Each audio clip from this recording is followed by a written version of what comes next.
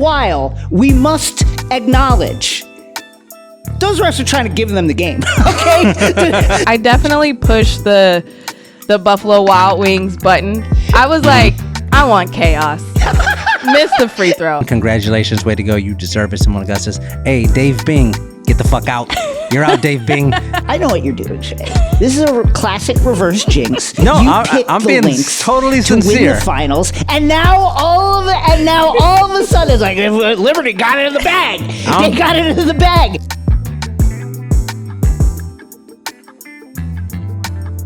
Jason.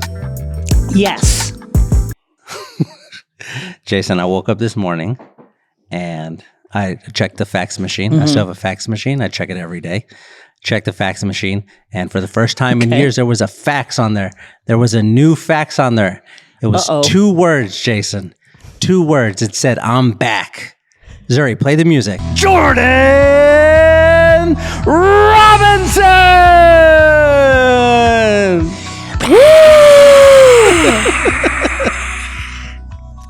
I did not know when I gave you my height right before we started recording that it would be used against me so quickly.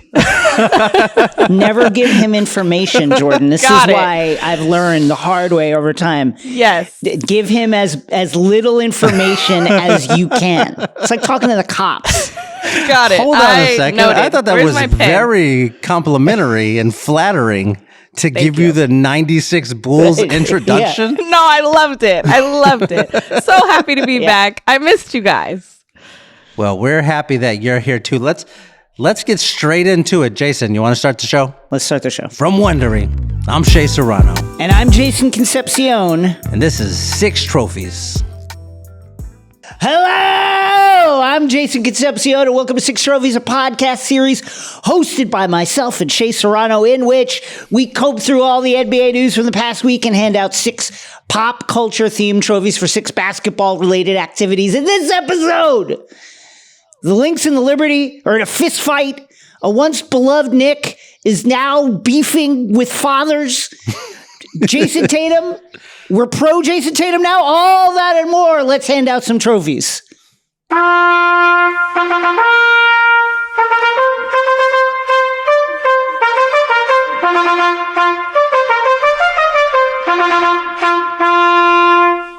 Yes. We do 2 sets of trophies, the big trophies and the little trophies. The big trophies are first. These ones are the same every week. First up, the Denzel Washington and Training Day Trophy, given out to whoever it is who had the best overall performance of the week. This week's winner, Heart Doctors, because watching the WNBA Finals right now. Whoa, Jason, you're going through it, my friend. You are going through it. New York Liberty fans, Lynx fans, I can't tell you how angry. I want to know. That's why I'm here. I want to know how angry I was. I was so fucking mad. I was so mad. Even thinking about it now, I'm feeling that feeling again. They should be up 2-0. I was to lose now they should be up 2-0. Woo! To lose game 1, and that first of all, they're 0-6 in their last 6 game 1s, which is a crazy freaking stat. Second of all, to lose that game in that manner, the Liberty have a lot of very experienced players who have been to the top of the mountain, Stewie, Jonquel, Sloot, and to lose in a very disorganized, frantic, chaotic fashion in which it felt as if every important player made like at least one back-breaking mistake. Jonquel with the crazy 24-second violation, which just didn't know the clock, which is like inexcusable. Sabrina's closeout that gave them the 4-point play, frantic closeout that was like, you don't need to close out that hard. Woo! Like, what do they tell you? Never foul a 3-point shooter, and you foul the 3-point shooter. Stewie seemingly getting stoned at the rim like a dozen times and then missing the game-winning free throw. Oh my God. And then Brondello just looking panicked on the sideline, saying stuff like, be aggressive, when I would argue it was their aggression and their attempt to like one-on-one stem the tide that kept digging them into the deeper and deeper hole. All the while, we must acknowledge those refs are trying to give them the game. Okay, So many times. Several plays where there were several plays where it was like off Liberty, out of bounds, and the refs were just like, "Fuck it, Liberty ball. Who cares? Like, Jump ball. We're gonna jump it up." Lose that game. I was like tearing my hair out. It's the kind of loss where I love winning game 2. By a score that makes it seem like a much more dominant win than it actually was over the course of the game. But it's the kind of loss where you just can't, I don't fully trust them at all in pressure situations. After that, thank God they won it, but they should be up 2-0. And like all respect to the Lynx, they made the shots that they need to make, but that was like a multi-stage choke where the Liberty needed to choke like 3 or 4 different ways in order for the Lynx to win it. And it was horrendous. I'm still so mad. I feel like we should charge for that therapy session. Like my invoice is in the mail. That was a lot, but I know that you needed to get that off your chest, and all New York Liberty fans are feeling that exact same way. I couldn't believe what I was watching while it was happening. Like, what is they're up, the New York Liberty are up 15 points with 5 minutes to go. The game crazy. is over. It's done. It is so finished. And then Courtney Williams decides, you know what? Everybody in this fucking building is dead. You're dead. You're dead. And she just goes nuts. She goes nuts. I was like, okay, it's down to 12. It's down to 9. 6, 4. What is happening? They took the lead. What is happening right now? Brianna at the line to win the game with under a second to go. Jason's going You're through great. Flashbacks. Maybe the greatest winner in the history of basketball. Right? We're talking, she played in college for 4 years, and for every year, she won a national championship, and she won the most outstanding player in the tournament trophy. Like, she's won multiple what happened? How did she miss that free throw? Jordan, what was going through your head while you were watching them fall apart? It was just straight screaming. Like, I thought it was going to be more like, I don't know, I'm serious. I'm inching closer to my TV, but I was just actually running around yelling at the top of my lungs, especially after the 4-point play. Me and my husband, we were just screaming at the TV because this is Courtney Williams. Like, this is what she does. She comes in and ruins your day. That's just who she is. That is her personality. And it's so fun to watch and to experience it for the first time every playoffs. Courtney Williams is one of those journey women. She's been around the league, but she has done this consistently. She did this for the Connecticut Sun when she was a teammate with Jonquel Jones. So JJ knew what she can do. She did it for the Chicago Sky, and now she's doing it for the Minnesota Lynx.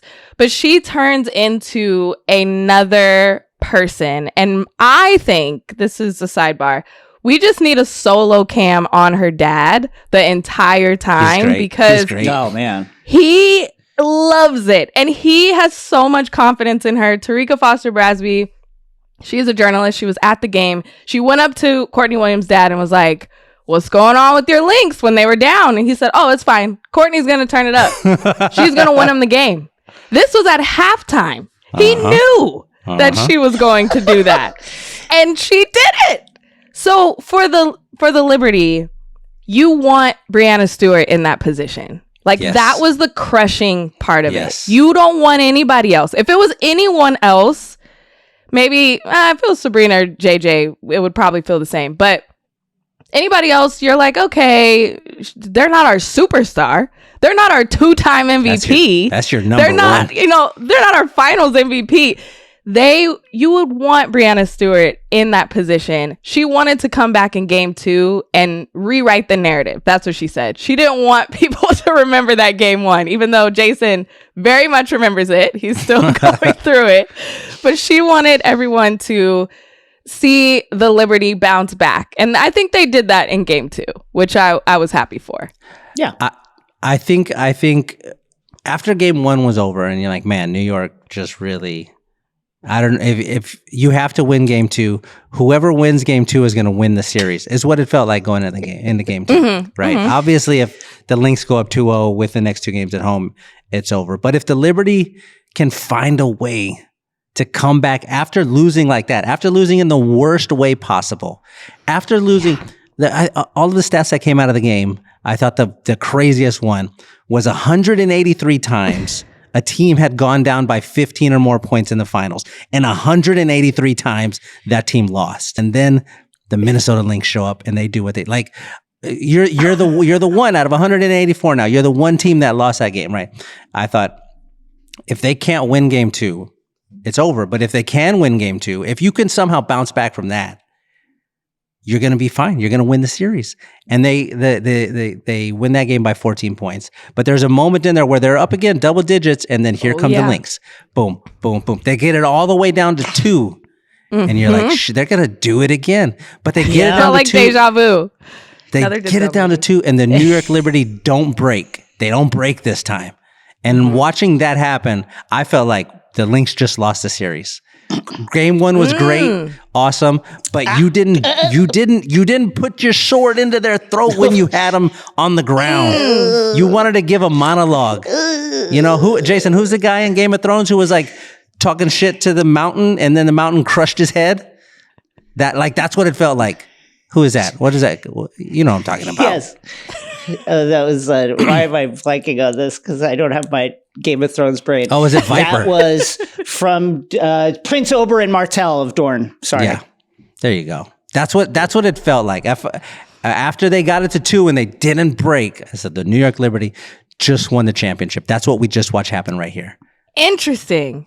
I don't agree. I don't agree. And Okay. I think it's because this was deja vu. Like, it happened again. They let up it happened again. It and when it was happening and the Lynx were chipping away, I was like, now the Liberty, it was a pivotal point, I will say, because I feel like in game one, what was happening was the Liberty was playing not to lose. They started just like passing the ball around, not doing anything that got them the lead. And then the Lynx came back. And so this time it was a switch where the Liberty said, okay, we have to play to win. We have to keep attacking. We have to keep trying to score. And they did that. But I would argue that the Lynx did not play their best in these two games. And they still stole a win in that first one. Game two, Napheesa Collier only had 16 points. That would be a great stat line for anybody else, but number 2 in MVP voting, Napheesa's averaging 26 points in these playoffs, so she did not have a great game.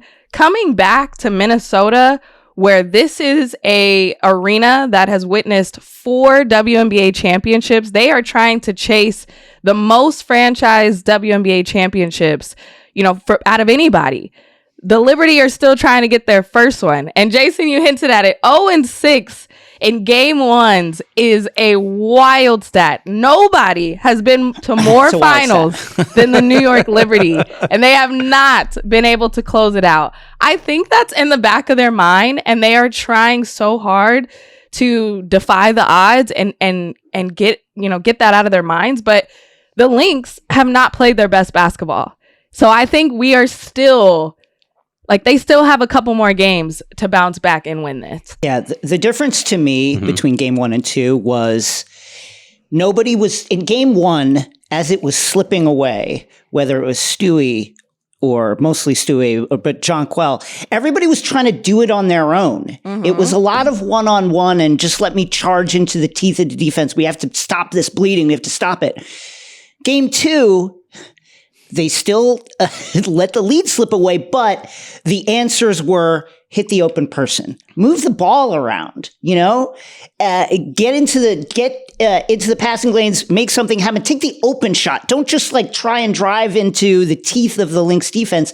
And thank God they made their shots. And to me, that was the difference in managing to stem the tide. Listen, this is a team that is troublingly disorganized at certain times during the game.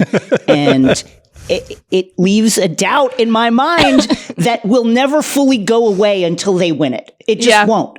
That's Because fair. That's fair. That is Players fair. of that stature with that experience should not look that disorganized Yeah. at times. Yeah. And they do. They just do. I think Rondello- Liberty fans need to send a thank you note to Benijah Laney Hamilton because she Oh my God. showed She up. saved them. She Oh my saved the day. Her 20 points ties her my God. season high. I mean, she joked after the game. She's like, "Whew, finally those shots were falling, but they were really good shots. Nothing was forced. I feel like Sabrina was forcing so many shots in game 1. 28 shot attempts is insane. Like she was casting from long range. So Benijah Laney was efficient and thank goodness she showed up because Sabrina had a disappearing act in that second half. She came out firing in the first quarter, but she kind of went away. And so did JJ. They just kind of faded in the background. And that's where that doubt lives, when they just magically disappear. Yes. See, that's so my counter to this is sure, we haven't had the Nafisa game in the finals yet. That didn't happen. We had the Nafisa shot, which I loved. I love that Courtney brings them all the way back, and then game on the line, they go to their nuclear weapon, get her the ball in the post. She hits a little fadeaway to get the. Oh my God! Like I love that happened. I love that. That's no matter what happened for the rest of the game. When it's time to win, get the ball to Fee. Like that's great, right? And we haven't had the Fee game in the finals yet, but we also haven't had the Stewie game in the finals yet.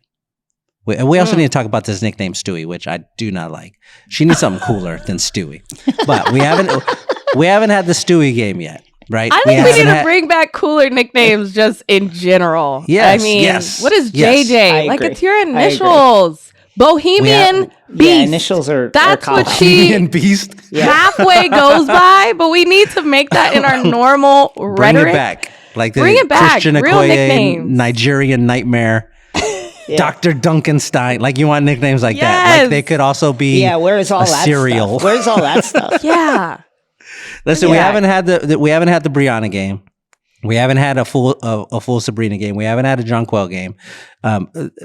Laney Hamilton, as you mentioned, has only been shooting 29% from the field, and now it seems like she's got it. Let's assume she's going to shoot like this for the rest of the final. Like I think the Liberty won in 4 in game 2. That's what happened. That's what I think. Wow. I I just. think they're winning 3 straight. Here's the thing. or no. She- Yeah. Yeah. Ooh. They did it last. They did do that last playoffs. Obviously, not in the finals. They lost game 1 in the second round and then reeled off 3. That said, I know what you're doing, Shea. This is a classic reverse jinx. No, you I'm picked the being Lynx totally to win sincere. the finals, and now all of a sudden it's like Liberty got it in the bag. They got it in the bag. I'm They being so let the sin- lead I'm slip being away in so game 2, sincere. same as they let it in game 1, but somehow managed to steady the ship. But somehow what I've seen is a missed opportunity for the Lynx and finally a finals win for the Liberty. I know what you're doing. Come on. I'm being 100% sincere here. Listen, it's funny. It's funny because the Liberty are your team. It's funny to see them lose. I will admit that. It's great. I thought I had a great time watching the second half of the fourth quarter and overtime of game 1. It was a tremendous amount of basketball. That fun. was incredible. But I will say the shot with Leonie Fibic on a breakaway and she stops and thank God. drills And hits a the three. three-pointer. Took it Did all you in. just like Yeah. turn into a rocket and just blast through She's your a ceiling when that psychopath. happened? She's a psychopath. The thing came love out her. about it. She said after game 1, she watched game 1 in its entirety 3 times between game 1 and game 2. Like I believe that's it. psychotic love behavior. her. But that's also believe why it. you shoot that 3. She was asked after the game, after game 1, she was like, they're like, what'd you like about your performance? 17 points. She's like, I don't want to talk about it. We lost. I was like, what a badass. She's just stone cold. And that 3 was something serious. I loved it. But listen, what I'm saying is, when they lost game 1, the way that they lost, they immediately became the underdogs. And I'm just pulled toward the underdog. I'm like, all right, well, now I want the New York Liberty to win. And then I'm telling you, when they won game 2, when they should have lost game 2, they should be on their way to getting swept. But they didn't break, Jason. They didn't break. You're going to do it. Now this is a Liberty pod. What's going on? Well, listen, I hope you're right, and I'm extremely suspicious of what you're saying. That said, listen, I'm grateful for the win. Thank God they got the win, because I would be the lead car in the Get Brondello Out of Here parade. She was so bad. And I would be driving down Broadway. She went full Mike D'Antoni of like, they're going to miss some shots at some point. Like, that was all she was like, what are you doing? Make an adjustment, please. Call a play. Next trophy. The Lauryn Hill. You might win some, but you just lost one trophy. Give it out to whoever it is who had the worst overall performance of the week. This week's winner, Gino Auriemma. For, I guess, I don't know. Who suggested this one? This was Jason who suggested this, right? Because here's the thing. So, all right, explain it. Explain the backstory. Stewie apparently called her UConn coach, the legendary Gino Auriemma, and said that it was about he had not come to any games, and it's about time he came to a game. At the same time, Gino, whose presence is in the same way as a rabbit foot, being kind of credited in that kind of vibey kind of energy in the building kind of way with a Liberty win. You can't ignore that Fee is also his player. So how does he decide who's called to answer and who? Like, it just feels like it's a no-win situation for Gino arriving at the building and answering the summons of one player over another player. It just must be a difficult position. So I just feel like this is, what does Gino do? How does he decide to go? He's got to go in Minnesota, right? He has to go now. He has to, yeah.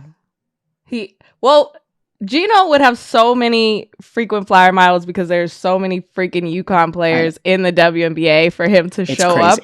Yes. But you have to understand how Breanna Stewart could be Gino's favorite.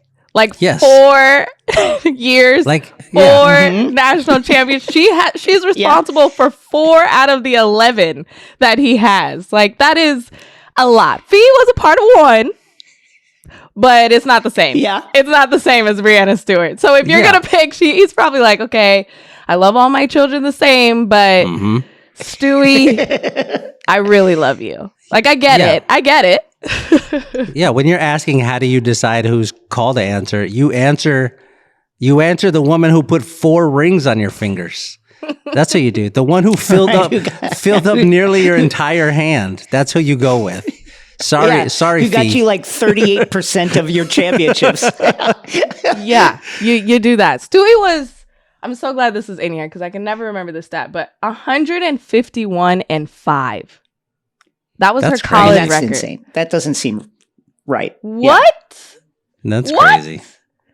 The winningest player in college. Jason is hoping that and Shea, I guess, everyone on this podcast is hoping that transfers over to the WNBA. How did she miss that free throw? I would have bet every single dollar I had. I can't. That she's gonna hit that free throw. No, she was looking a little tight. It might be my fault because I definitely pushed the Buffalo Wild Wings button. I was like, I want chaos. Miss the free throw. I definitely said it. Listen, I mean, it's fun to be in a finals where you're not rooting for either team heavily. You just want chaos. You just want a good game. So I was like, miss the free throw, Stewie. Let's see what happens. And she did it. So it might be my fault. She looked so mad afterward. She said like this, oh, what the fuck just happened? The look on her face, it was crazy. Like, oh. Yeah, that was rough. I just want to send a message to the refs. Okay. Oh. We got to get it together, guys. Okay. Let's just... We got to settle down a little bit because I loved trying to throw it to us in game 1, particularly down the stretch. Although it seemed like over the course of the game, they were almost arguing like, who do we throw this to? Do we want to throw it to the Lynx? There's a couple times where they were like huddling up and like, who do we want to give this to? But like, let's just hey, let's just take ourselves out of the narrative and stop making crazy calls. Please. I'm just begging you in this spot, stop making insane and obvious call, like where it's off somebody and you just give it the other way. Please, let's clean it up. That's all I want to the refs. I think you do it. It's a very difficult job what you do, and you're working very hard. We get it. Let's just tighten up overall. That's it. Tighten the screws a little bit. Hearing the three of us now come to a consensus that the reason that you answer Brianna's call is because she won all the championships. She won more championships.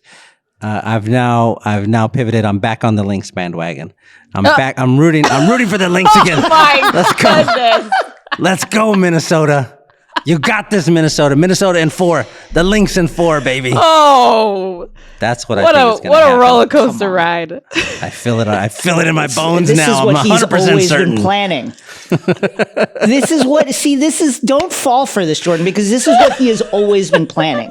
This was always the mask under the mask. Incorrect. I never believed him. Incorrect. I feel more comfortable now. Both teams have a lot to root for. Like, I think that's the hard part. So true. I feel like I have also been wishy-washy with who I want to win because you want the city of New York to get a championship. You are rooting for that. This is why Breanna Stewart built this team to bring the franchise's first championship. You think of all of the Liberty players who are in the Hall of Fame, who have done so many great things, who have never won a championship. And a lot of that is because of my dear co-host, Cheryl Swoops. Sorry about that. Yes. But sadly it is. But you think about all those teams and all those players, like, it's like, yes, this is for them. They would all be at Barclays. They would be there cheering them on. But then you have Minnesota, who has had the opposite, has had so much success and 4 WNBA championships. But this team, this would be a lot of firsts for them. This would be Nafisa's first WNBA championship, which I feel like she has not really been in the conversations of the best WNBA players. And this would really help her with that on her resume. You have Courtney Williams getting a WNBA championship. That would be dope.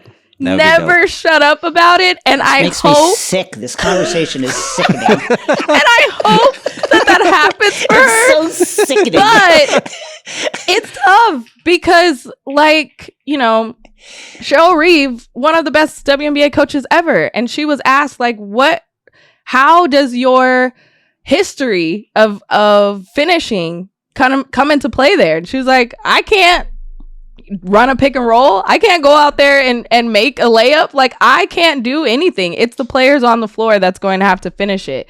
So with that being said, I think I'm leaning toward Lynx. Now, I think I just talked myself into that. We're swinging. It's swinging the other direction. Jason. I think I'm leaning toward the Lynx. Unbelievable. Jason, join us. Jason, come with us.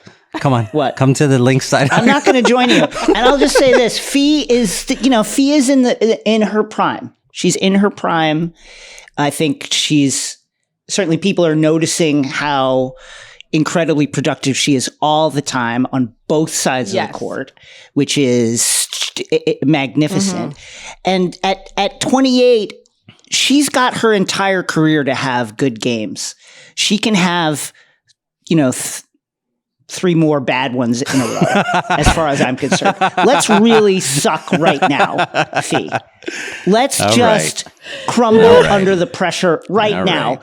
2-3 games in a row, 2 for 14. Oh, wow. 3 for 13 kind of performances. Where did Fee go? She disappeared. That kind of stuff. And it's not going to hurt her in the long run because she's so good and really in the prime of her career. Okay. She's going to play a long time at a very high level. She could stink right now and it's fine.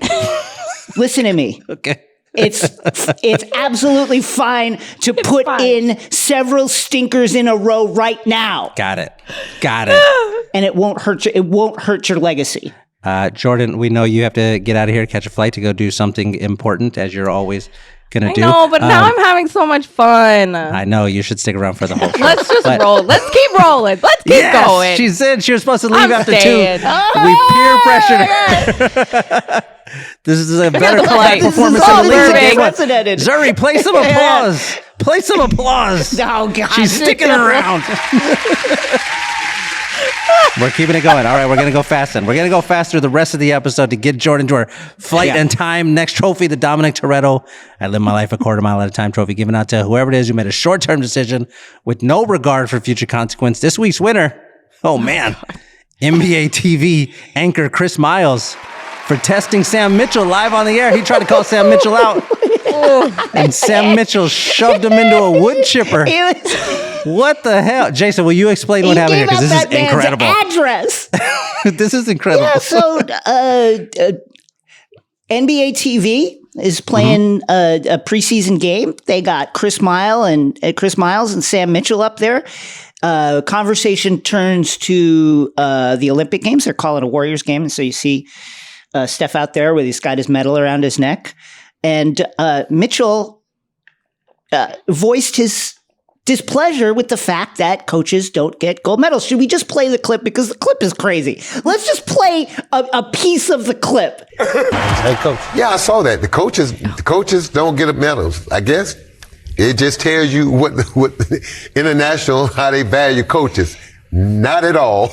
I'm surprised. How do coaches don't get a gold medal? I'm surprised coaches get a paycheck for this show. You know, I think like maybe you should do this pro bono, my friend. You know, last time I looked at my check, it's pretty close. So, hey, I'm taking donations. Why don't you come up off some of that money you got since you're over there bragging about it? This is where it turns. Bragging about Well, I mean, yeah. Oh, I'm sorry. Did you rent your beach house out down in Florida during the hurricane?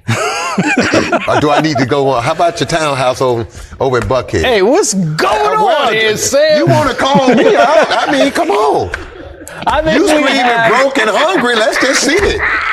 You know, I know what you have and where you live, young fella, so you need to stop. I think we have snitches on the show today. No, we don't have snitches. We have Sam truth tellers. Mitchell. We have truth tellers, so just you're the one who crying poor and destitute up here when...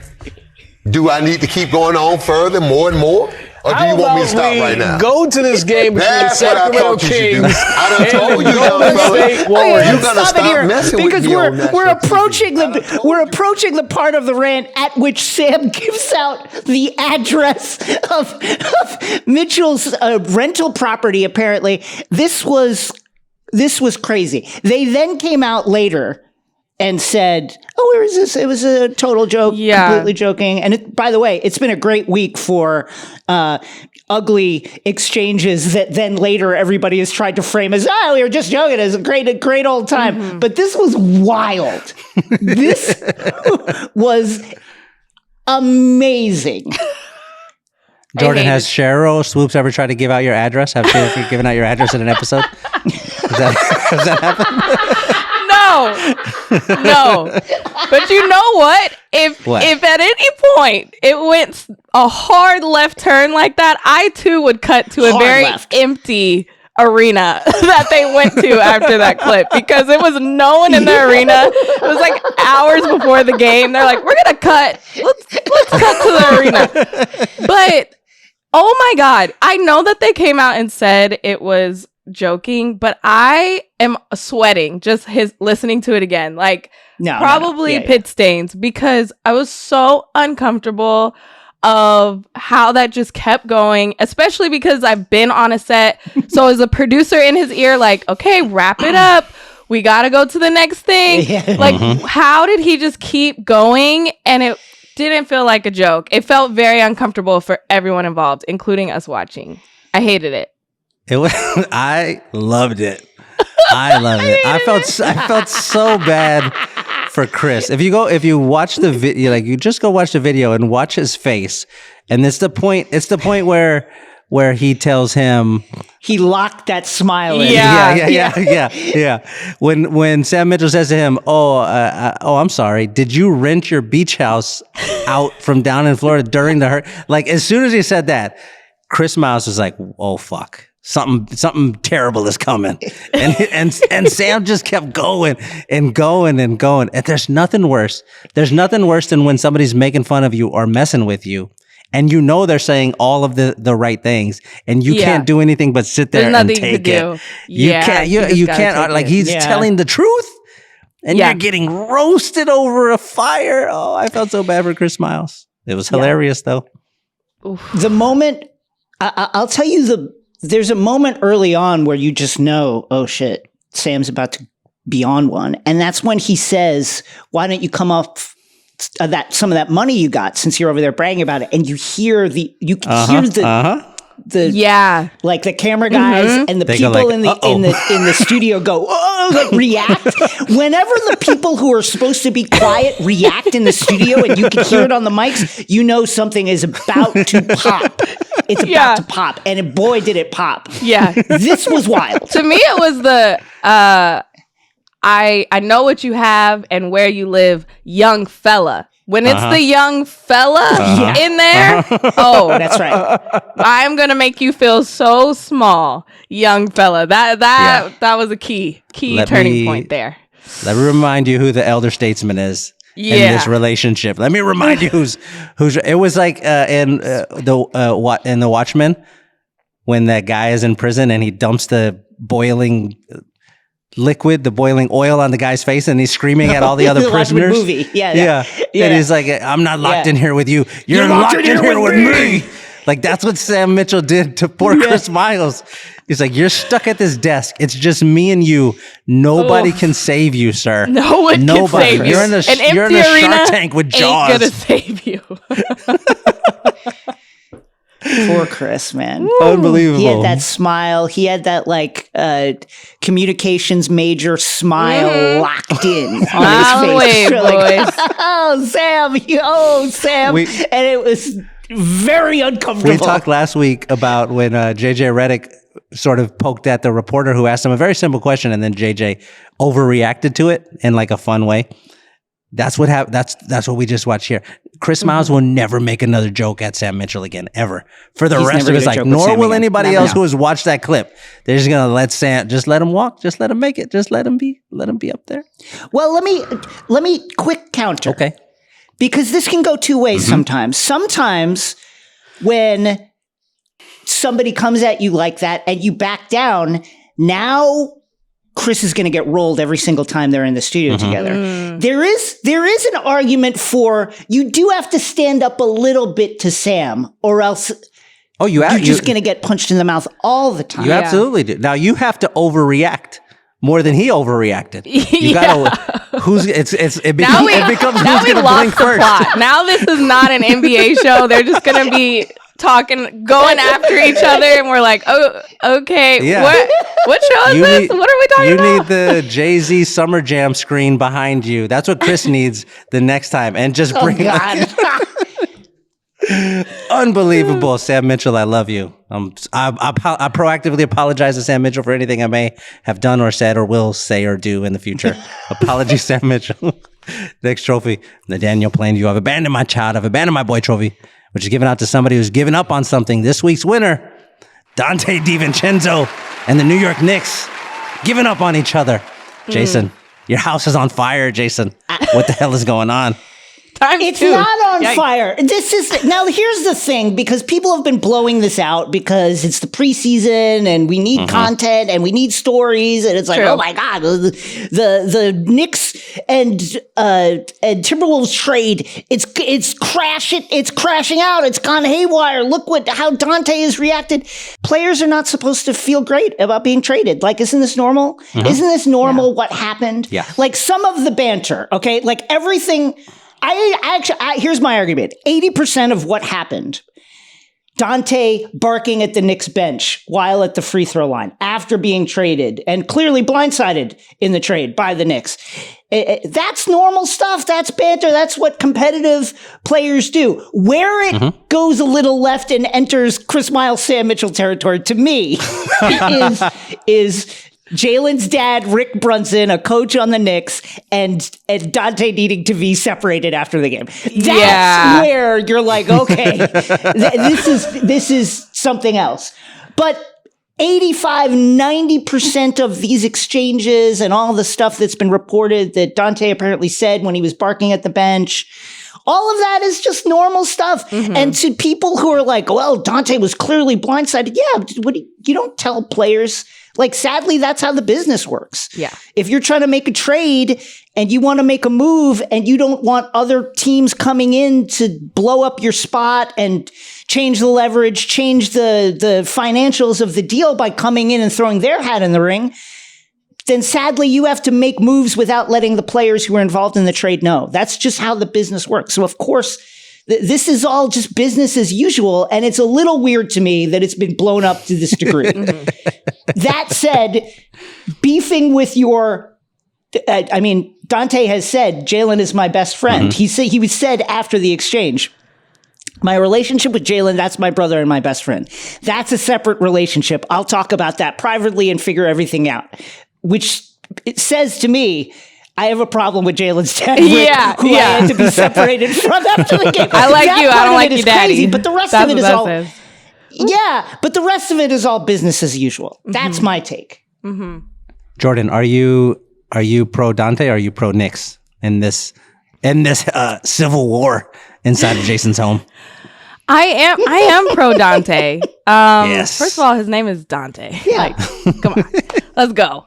Cool And I think this is like a normal breakup. You're not supposed to be happy when someone blindsides and breaks up with you. Like, what was he supposed to do? Like, thank you so much. Like, no, he was mad, especially because this wasn't just any other Knicks team. He was going to be reunited with his best friends. Like, this was going to be his best season ever with all his favorite people from Villanova. And they ruined that. So he's mad. But it also seems like he just doesn't like Tibbs. He doesn't like he's just fighting with everybody a little bit. He just had a bad day. I think NBA players can have bad days. It's fine. It's fine. We're fine. I think we're fine. Everything's fine. I think Don't look over here. Donte DiVincenzo and Anthony Edwards on the same team. I'm so excited to watch Minnesota Timberwolves this season. I loved the Minnesota Timberwolves last season. I was very early in on the Anthony Edwards is about to jump up several levels conversation. And now he's eyeing a championship. Like, he's legitimately eyeing a championship. And you pair him up, with a player who's as fiery as he is, with a player who talks as much shit as he does, with a player who's as confrontational as he is, and Donte DiVincenzo. And I think it's gonna work out beautifully. I'm very excited. Very excited for it. Did you see the part where Anthony Edwards is guarding Jalen Brunson on the perimeter and he just decides, I'm not going to let him score? He's clapping at him. I've never seen a defensive player do this, clapping like above him, like he's a puppy and you're trying to scare him away from something. Like you don't want, get out of here, get out, like shushing him away. And then he forces Jalen into a fadeaway shot that Jalen has hit 1,000 times before, but he missed this one. And then Anthony Edwards doesn't even care that the Knicks get the rebound. He just full throat screams like he hit the game-winning shot right in. Whoa, let's fucking go! Like, just a menace. I love it. All right, Jason, what were you going to say about your favorite quote? He was very intense. I love that about Anthony Edwards. Love it. I think we all forget that the Knicks won this game against a team that everybody expects to be one of the best teams in the entire league. There we go. That said, I wanted to add that my favorite quote of around this entire hubbub, the Donte versus Knicks scrum that happened, was Tom Thibodeau, who's asked about the exchanges, about what Donte said, and about the the post game exchange. I didn't see it. I love that. That's I love great. a coach who just didn't see it. He never saw anything. I need to go back and look at it. I didn't see it. He didn't see it. Can't see nothing. It was happening right there under the lit portion of the building, where everybody is looking. The entire building is looking right there. All the Tom cameras Thibodeau are was looking at pointed. something else. He didn't see it. And I love all the cameras are pointed right there. He didn't see it. And I love that about Tom Thibodeau. I just did not see it. I wish he would have said, I wasn't there. That would have been better. He was like, I wasn't even there. I don't even know what you're talking about. I was not here for the game. Yeah, just getting a coffee. Was on I here. stepped out real quick. Did not see it. Next trophy, the Chief Keef. That's that shit I don't like trophy. We just give it out to a player team who does something that we just don't like. We don't like it. I don't like it. This week's winner, Vince Carter, for making us all very emotional during his beautiful Hall of Fame speech. I don't think you should boo him, Zuri. Why are you booing? It's emotionally complicated. Clap, Zuri. I don't know. I'm confused. Have a heart. have a heart. That was rough. Yeah. What a beautiful speech this was. He's giving it at his Hall of Fame enshrinement, and just by the end of it, just in full on tears. And I love when you get a moment like this with a player where you get 20 minutes with a guy where you start thinking about, you start reminiscing, you start pulling out of your heart all of the like incredible feelings of joy that he gave you. Like, you remember when Vince Carter came into the league. When he came into the league, he would eventually become, I would argue, the greatest in-game dunker that the league has ever seen, right? And he knew immediately that he was doing something special with the dunks. And it builds over those, I think it was like first 2 seasons where he was in the league, 98, 99. They don't have the dunk contest. The strike season happens, but they bring the dunk contest in 2000. And then that's where Vince Carter just makes magic, puts on the greatest performance we've ever seen. You go from that moment just through the entirety of his career where he was just being beautiful and magic and wonderful. And you get to watch him up here be celebrated, and just in the highest possible honor of like into the Hall of Fame. He's going to live forever. It's great. I love Vince Carter. And this moment here, I was like genuinely in tears myself, like trying to hold it together. It was beautiful. Gosh. It's so special. Yeah, he's always been truly, and always been one of the great communicators about his career, about what he's going through, about his life. It was wonderful to see him go in as a Raptor, considering their kind of complicated breakup and, the standoffish way I think that Raptor fans treated him post that breakup. Yeah. He's had one of the most interesting careers. He's a guy who'd like you never see a player of his magnitude, like elite player, then go and have a super impactful, very influential career as a bench guy, which was almost as long as his career as an elite player. I think he's one of the most unique players that we've seen. Obviously, the dunks are amazing. But I think he's a player that we didn't fully appreciate when he was great because of the kind of way we thought about greatness because of Jordan at the time. He famously went to his graduation from North Carolina ahead of, like, the morning of Game 7. People were mad about in the semis, Raptors versus 76ers. And people were so mad about that, which was crazy to think about. Like, as if he was driving there himself. He had to drive down. No, he took a charter flight. This is not going to. They did end up losing, but it was like this Jordan-esque view where it's like we could only think about greatness and competitiveness through the lens of what would Michael Jordan have done. And I feel like that marred our appreciation of his early career, and I'm glad that we get to appreciate him now. Love Vince Carter. I just think the Hall of Fame, this time we did this thing on our show at Queens of the Court where we give out flowers. Players are able to receive their flowers and receive their recognition. And when all the emotion kind of comes with that, you are also emotional just as a basketball fan. You just attach to it because there are so many moments and memories that we share with these best players in the world. And it is such a pivotal time with Hall of Fame. I have to shout out, we got to talk about the W real quick. Simone Augustus also getting inducted to the Hall of Fame. One of the coldest crossovers ever. Money Moan, talk about a nickname. So we have to shout out Simone Augustus there. And at the Final Four, I did a panel with Cheryl and Simone Augustus. And that morning, she found out she was getting inducted into the Hall of Fame. That's cool. And I asked her about it. No one in the audience even knew it yet. And she just broke down in tears. And it was the same type of emotion of her just like really realizing that she made it to this mountaintop when so many people have doubted her. And it just felt a lot like that Vince Carter moment. And you're just like, thug tears. We don't cry. But I let a few drop. They were deserved. It's really beautiful. Jordan, let me float an idea by you. Jason and I talked about this at some point during several months ago when we were going over the Hall of Fame. But my idea was the way we make the Hall of Fame even better is right now there's an infinite number of spaces available. If you do whatever is deemed enough, they'll let you in there. I think the way we make it even more illustrious is we cap it 450 max. And anytime you want to put somebody in, you have to take somebody else out. Oh no! And so you have your induction ceremony, and then you have like a deduction ceremony for whoever got out of there. You know what I mean? No. How do you feel about this? No, you don't like it. No. It makes it better. I think it.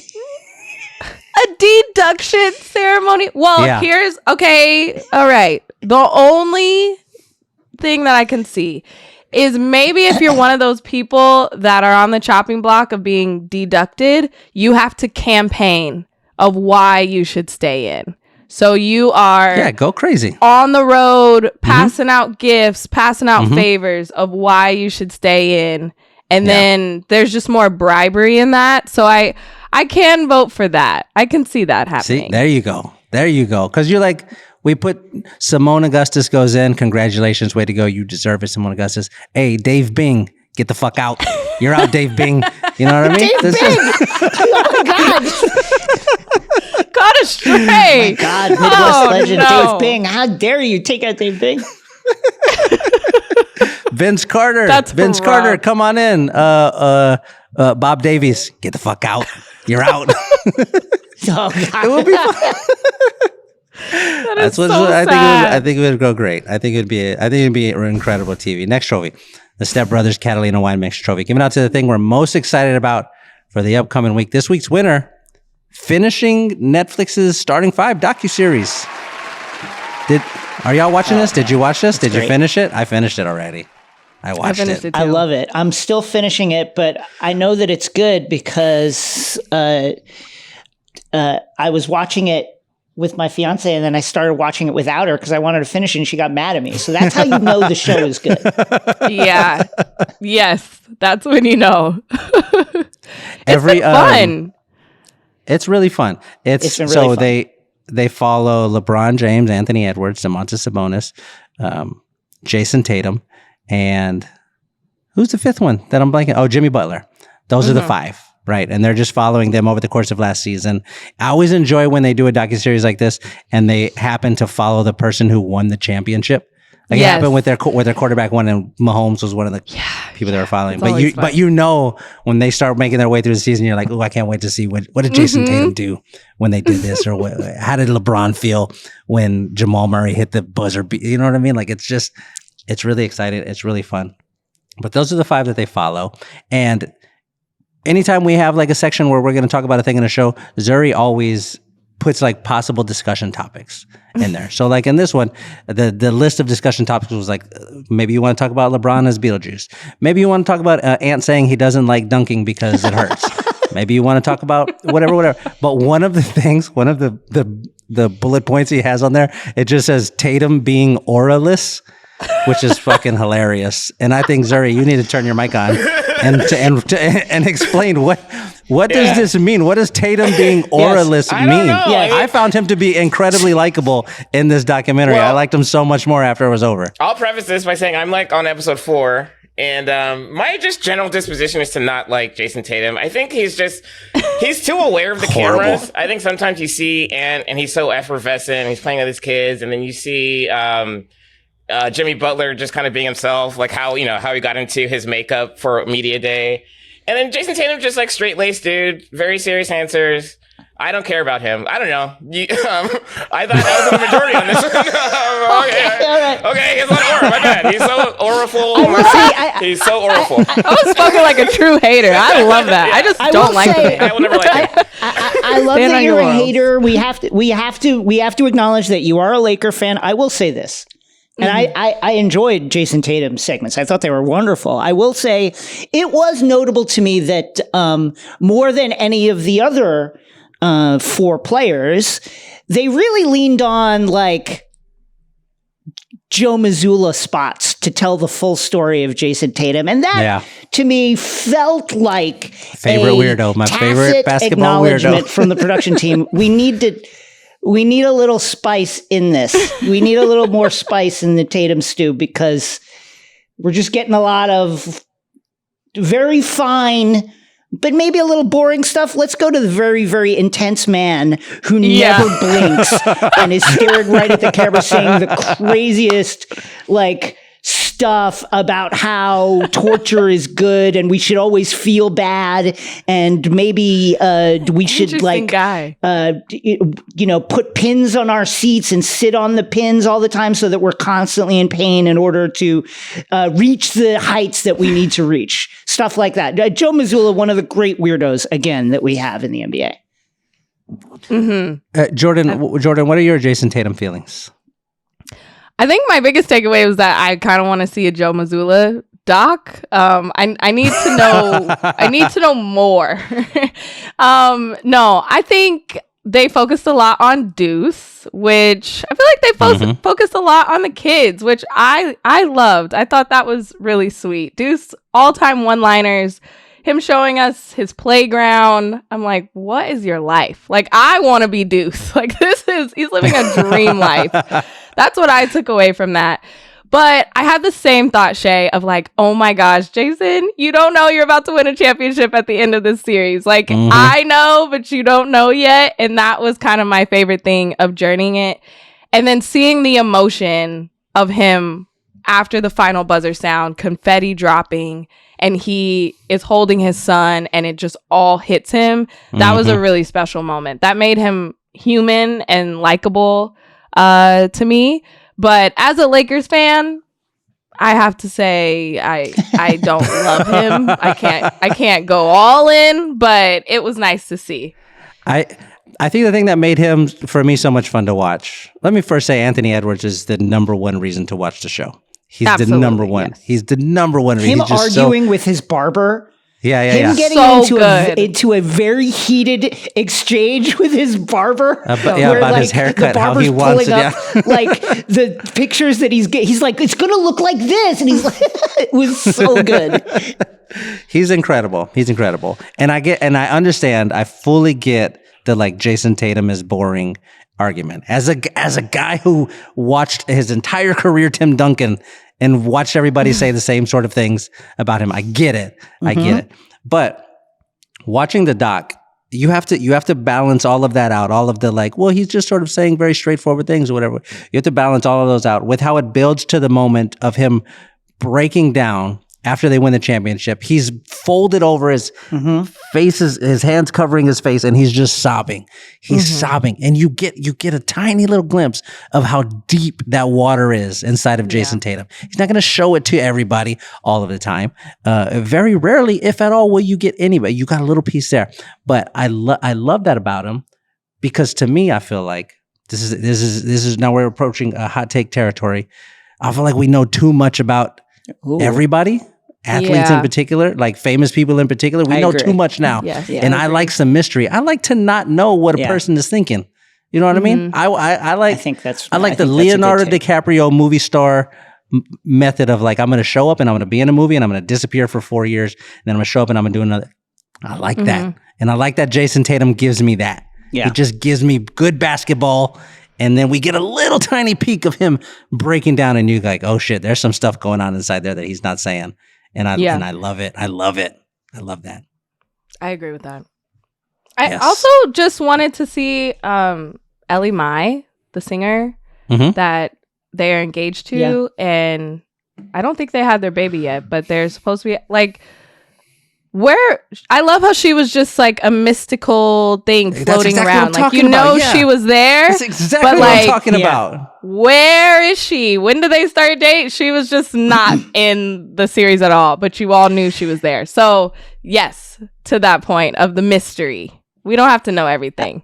We shouldn't. I tell you what, Shea, you're right. You're absolutely right. Yes. It's like, do I need to know like Here it how messed up and like and stacked up on top of each other LeBron's toes are? That's information I didn't need. Could have lived without it. I could have lived without that one. And I think you're absolutely right. There is an air of mystery that we are missing these days. We know too much about everybody. Like, I don't know anything about Mo Cheeks. I love Mo Cheeks. I don't know nothing about him. Nothing about him except that he's deadly with the basketball. I don't know anything else about him, and I love that. You know what I mean? That's what I love. Jordan, this was incredible. I hope we got you out of here on time. Thank you so much for being on the show again. Zuri, play the Chicago Bulls music as her exit out of here. That's what we need. That's what we need, Zuri. There it is. There it is, yes! Jordan. You're the best. If you're listening, make sure you go subscribe to the WNBA's official Queens of the Court podcast that Jordan hosts alongside basketball legend Cheryl Swoops. It's so much better than 6 trophies. You're going to love it. Have a safe flight, Jordan. Thank you for joining us. Thank you. All right. Jordan's the best. Jason, you want to do the little trophies? Let's do them. All right, let's do the little trophies. These ones change each week and are situation specific. They're for the smaller storylines that we want to mention, but don't need to get all the way into. My first little trophy, the Smokey and Friday, why you bringing up old shit trophy. To Jeannie Buss, who started talking about how they might do a championship parade for the 2020 Lakers. Come on. No, get out of here. We don't want it. We don't want it. Nobody wants it. We're approaching half a decade since that championship. Half a decade later. We get it. You're bummed. Missed it. The Celtics just won. They're probably going to win again. It's a sucky time to be a Lakers fan. We don't want it. We don't want it. Very unfortunate, but yeah, let's move on.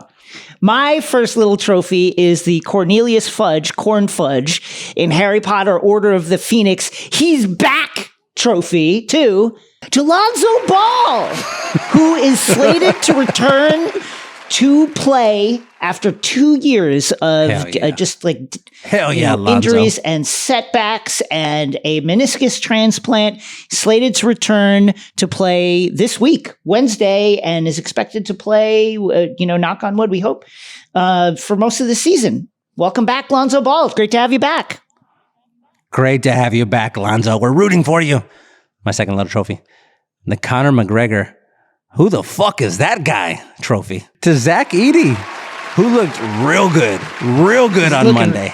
Hanging a 23-9 stat line in 18 minutes. He had a little drop step move. Literally, he had a drop step move into the paint. Boom.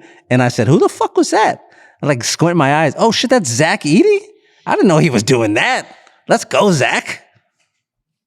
That's runaway rookie of the year candidate Zach Edey. My second little trophy, the Zach Attack. My second little trophy is the dad who gets his ass kicked by Jason Statham in Homefront. You owe my son a goddamn apology trophy to Rick Brunson. Rick, don't get into it with your son's best friend. What are you doing, man?